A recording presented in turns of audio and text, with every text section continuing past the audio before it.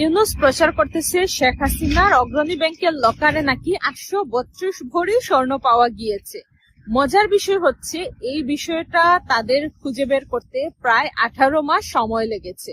যাই হোক, এর মধ্যে এই ঘটনার আড়ালে তারা কি করছে আমাদের জানা নেই। এই ঘটনার আড়ালে তারা কোন দিকে কোন বন্দর দিয়ে দিচ্ছে সেটা নিশ্চয়ই আপনারা খোঁজ নিলে পাবেন। তো আমার কথা হচ্ছে, শেখ হাসিনা সেটার রিপ্লাই কিভাবে দিয়েছেন? শেখ হাসিনা বলেছেন উনার কোনো স্বর্ণ কোনো লকারে নেই। তারপরও যেহেতু তারা দাবি করছে যে এই 832 ভরি স্বর্ণ শেখ হাসিনার, সুতরাং এই স্বর্ণগুলা যাতে করাইল বস্তিবাসীকে দিয়ে দেয়া হয়। ইউনূস আসলে ভুল মানুষের সাথে পলিটিক্স করতে আসছে।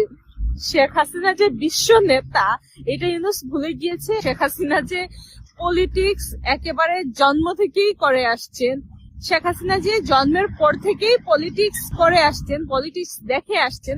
এবার ইউনূস কি করবে? এবার তো এই 832 ভরি স্বর্ণ দিতে হবে করাইল বস্তিবাসীকে। এটাই হচ্ছে শেখ হাসিনার পাওয়ার।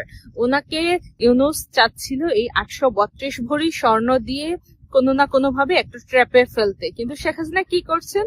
উল্টো হচ্ছে ইউনূসকেই ট্র্যাপে ফেলে দিচ্ছেন। এবার 832 ভরি স্বর্ণ ইউনূসকে করাইল বস্তিবাসীকে দিয়ে দিতে হবে।